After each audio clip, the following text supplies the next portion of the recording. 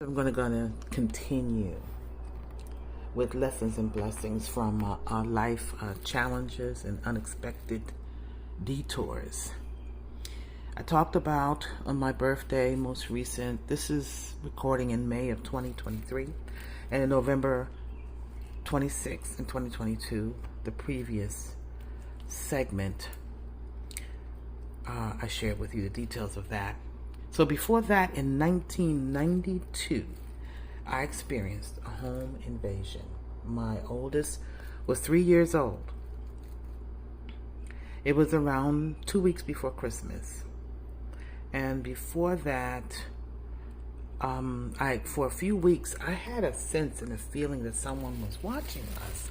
Literally, when my mom was alive, at that time, I called her and told her that I would envision that the divine was walking around the back circumference, specifically Jesus, was walking around the back circumference of the house.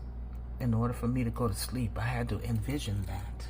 So I was practicing visioning and meditation and setting intention before I understood that I was using sacred practice, and walking in the spirit.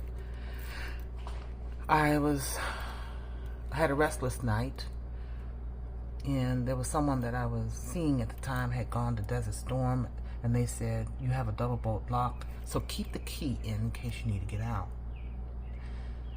The lesson to that is we never really know why we intersect with certain people that we do, because they may be in your life just for a specific reason, and he was to tell me that and save my life. In the middle of the night, I hear a noise in the bathroom. It sounded like something fell in the medicine cabinet. I went in the first time, looked at the medicine cabinet, went back to bed, heard it again, went into the bathroom, and there was a small window. I went to the blind for some reason, and as I approached the blind, arms came through and grabbed me around my neck. Oh my God, I was in a battle from that moment. All kinds of things passed in my mind. We struggled into my daughter's bedroom, but she was in my bed. We struggled back to the living room, and then she began to cry. And oh my God, I was like, please let me get my daughter. And I got her, and I was holding her, and he was in the living room fumbling around. I was dressed only in the slip and nothing else. And he was trying his best to violate me. And we struggled. I mean, before I picked her up, we were in the kitchen. He took the old stove with the wrought iron tops over each of the burners. He took that and hit me with it.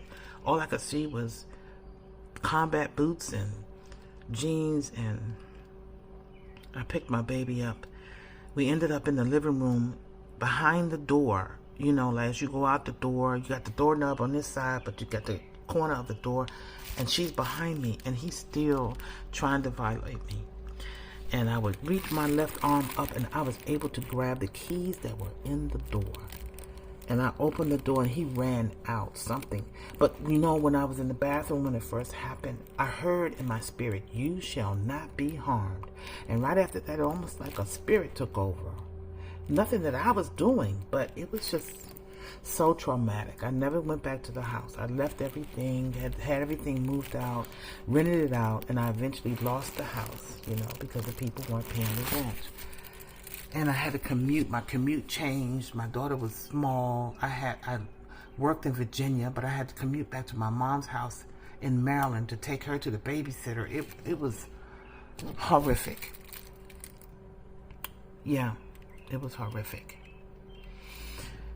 It was close to Christmas time. So as I would go out, I tried to get myself together. I would go with a coworker. She was going Christmas shopping. And I was still in shock and didn't realize it until I was in line. But then as I saw men come around me or just come shopping, I'm thinking, oh my God, is that him? Is that him? Is that him? It was horrible. It was horrible. But yet again, it made me realize how protected I was. because I did hear in my spirit, in struggling with that demon, that you shall not be harmed. Yeah. And at that moment, I began to remember the very first life-threatening situation. In the next segment, I'll tell you. Yeah.